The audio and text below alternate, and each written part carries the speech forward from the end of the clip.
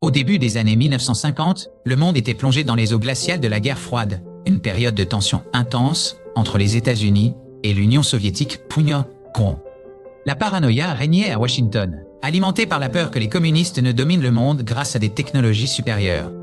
Des rapports inquiétants revenaient de la guerre de Corée, suggérant que les soldats américains capturés avaient subi un lavage de cerveau. Ces soldats confessaient des crimes qu'ils n'avaient pas commis et critiquaient leur propre patrie avec une conviction troublante. La CIA, l'agence centrale de renseignement américaine, était convaincue que les Soviétiques, les Chinois et les Nord-Coréens avaient développé des méthodes de contrôle mental. Face à cette menace perçue, les dirigeants du renseignement américain ont décidé qu'ils ne pouvaient pas se permettre d'être à la traîne. Allen Dulles, alors directeur de la CIA, a donné son feu vert à un programme top secret pour contrer ces supposées avancées ennemies. Le 13 avril 1953, le projet MK-Ultra a officiellement vu le jour, marquant le début d'une des périodes les plus sombres de l'histoire de l'agence.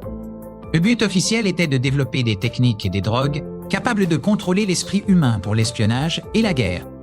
Gottlieb était connu comme le sorcier noir de la CIA, un homme prêt à repousser toutes les limites éthiques au nom de la sécurité nationale. Sous sa direction, MK-Ultra est devenu une vaste entreprise tentaculaire, englobant plus de 149 sous-projets différents. Le programme n'était pas centralisé en un seul lieu, mais dispersé à travers de nombreuses institutions respectables. Des universités, des hôpitaux, des prisons et des entreprises pharmaceutiques ont servi de façade pour ces expériences clandestines. Souvent, les chercheurs travaillant sur ces sous-projets ne savaient même pas que l'argent venait de la CIA.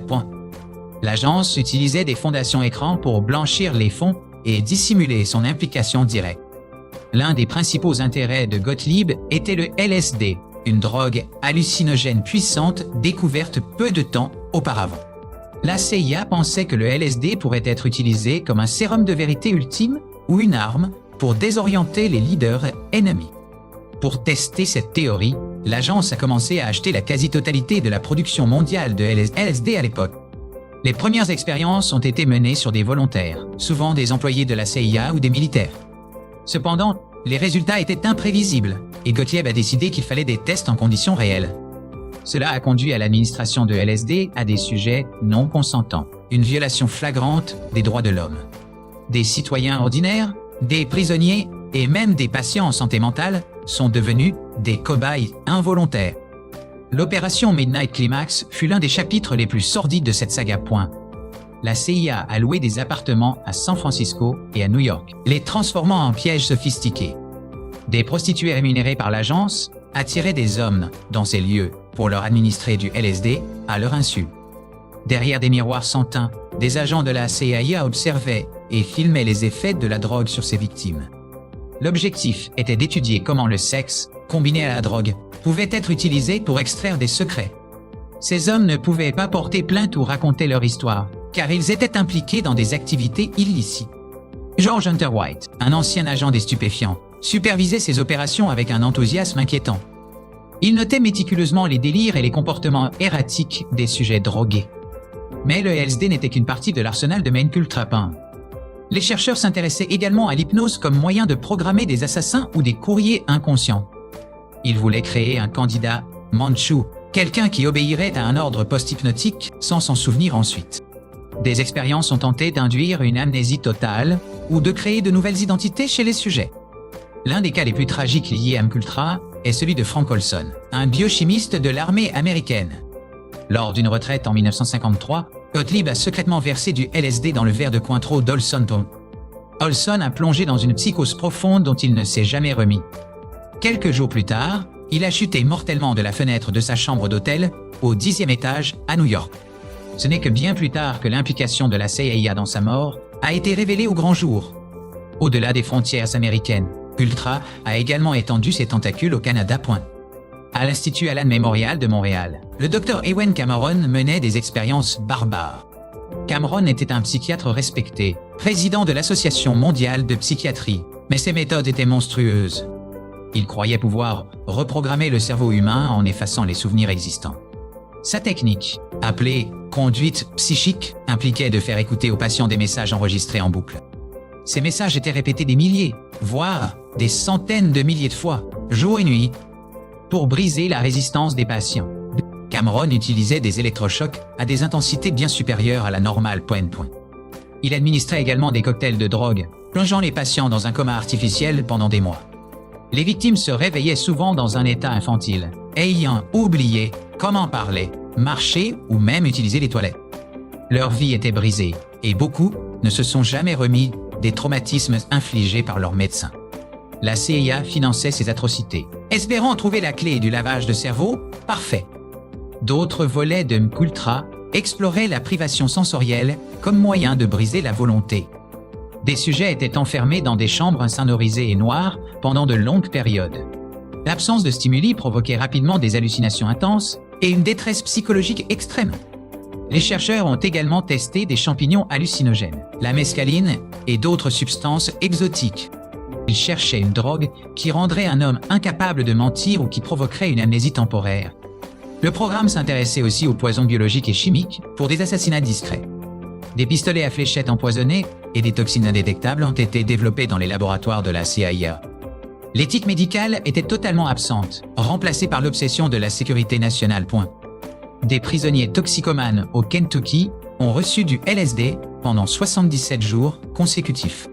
En échange de leur participation, on leur promettait de l'héroïne, exploitant leur addiction de manière cynique. Le programme MKUltra a également exploré l'utilisation d'enfants dans certaines expériences, bien que les détails soient flous. La portée de ces expérimentations était vaste, touchant toutes les couches de la société. Pourtant, malgré des années de recherche et des millions de dollars dépensés, les résultats étaient décevants. Le contrôle mental fiable restait hors de portée, les réactions humaines étant trop complexes et variables. Au début des années 1970, le climat politique aux États-Unis commençait à changer. Le scandale du Watergate a ébranlé la confiance du public dans le gouvernement et ses agences secrètes. Richard Helms, devenu directeur de la CIA, tentait que les secrets de l'agence étaient menacés.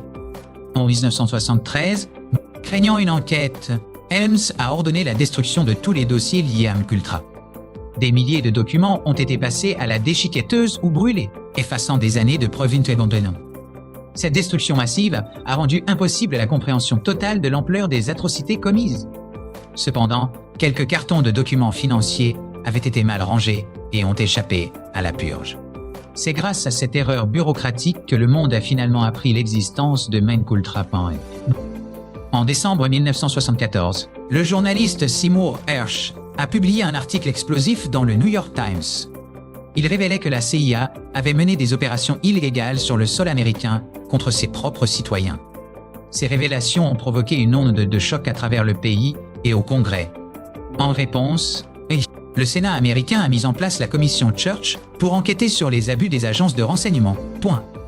Le sénateur Frank Church a présidé des audiences télévisées qui ont captivé la nation. Des témoins ont défilé pour raconter des histoires dignes de films d'horreur ou de science-fiction. L'existence des pistolets à poison et des expériences sur le LSD a été confirmée publiquement. Le public américain était horrifié de découvrir ce que son gouvernement avait fait au nom de la liberté. Le président Gerald Ford a dû intervenir pour tenter de restaurer la confiance. En 1976, il a signé un décret interdisant toute expérimentation de drogue sur des sujets humains sans leur consentement éclairé. Mais pour les victimes, c'était trop peu, trop tard. Beaucoup avaient vu leur santé mentale détruite et leur vie familiale anéantie. Des procès ont suivi, notamment celui de la famille de Frank Olson, qui a finalement reçu des excuses et une compensation. Les survivants des expériences du Dr Cameron à Montréal ont également mené une longue bataille juridique.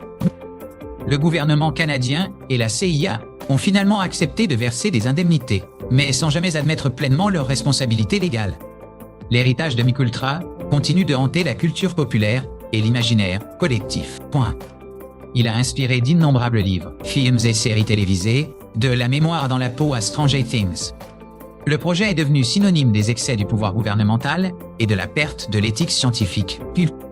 Il rappelle que la fin ne justifie pas toujours les moyens, même en temps de guerre. Aujourd'hui encore, des théories du complot circulent, suggérant que de tels programmes existent toujours dans l'ombre. La méfiance envers les institutions, née de scandales comme MKUltra, reste profondément ancrée. L'histoire de MKUltra est un avertissement sombre sur les dangers du secret absolu. Elle montre comment des hommes intelligents et patriotes peuvent commettre des actes horribles lorsqu'ils ne rendent compte à personne.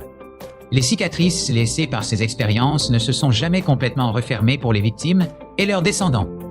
Le Dr Cameron est mort en 1967, avant que l'ampleur de ses crimes ne soit révélée.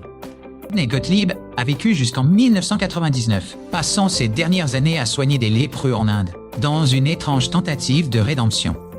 Il n'a jamais exprimé de remords public pour les souffrances qu'il a causées. Les documents sauvés de la destruction nous donnent un aperçu, mais l'histoire complète ne sera probablement jamais connue. Ultra reste une tache indélébile sur l'histoire des États-Unis et de la médecine moderne. C'est une histoire de science dévoyée, transformant des guérisseurs en bourreaux. La quête de la domination mentale a conduit à la destruction de l'esprit humain. Les leçons tirées de cette époque sombre doivent servir de garde-fou pour l'avenir.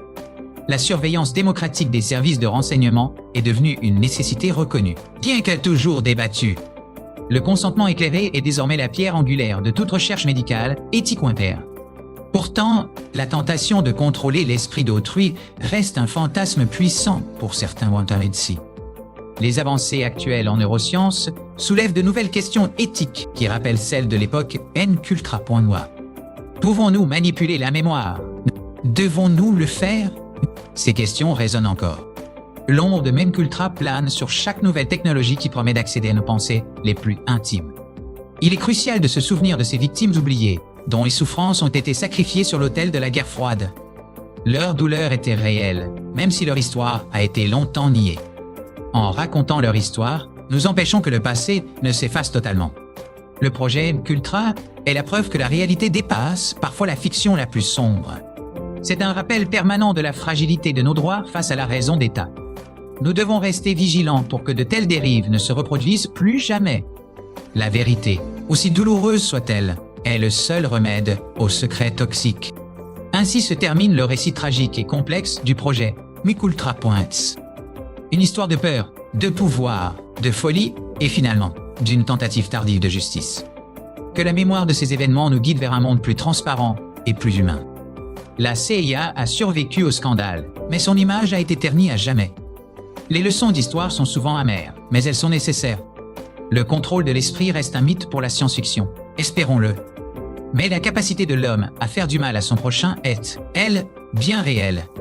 Ultra nous oblige à regarder en face la part d'ombre de nos démocraties. C'est un héritage lourd, mais que nous devons porter. Pour que plus jamais, la science ne soit utilisée contre l'humanité, pour que la liberté de penser reste inviolable. C'est le message final que nous laisse le spectre du projet Nkultra.s. L'homme a cherché à percer les mystères de l'âme, mais n'a trouvé que l'abîme. En voulant combattre des monstres, ils sont devenus des monstres eux-mêmes. Cette phrase de Nietzsche résonne particulièrement fort ici. Le projet a officiellement pris fin, mais les rumeurs persistent. Certains pensent que les recherches sont continuées sous d'autres noms, plus discrets. Le projet Monarch, par exemple, est souvent cité dans les théories du complot liées. Vrai ou faux, cela témoigne de la perte de confiance durable. L'importance de la transparence gouvernementale n'a jamais été aussi évidente. Les lanceurs d'alerte jouent un rôle crucial dans cette dynamique pointue. Sans eux, des secrets comme Ultra resteraient enterrés. L'histoire est écrite par les vainqueurs, mais parfois la vérité remonte à la surface. Nkultra est un chapitre que l'Amérique préférerait oublier. Mais l'oubli est le terreau de la récidive. Nous devons garder les yeux ouverts. La vigilance est le prix de la liberté. Et la mémoire est notre meilleure arme contre l'abus de pouvoir. Le dossier Nkultra est clos, mais ses enseignements sont éternels. Puissions-nous ne jamais avoir à écrire une suite à cette histoire? Fin de l'histoire du projet Nkultra.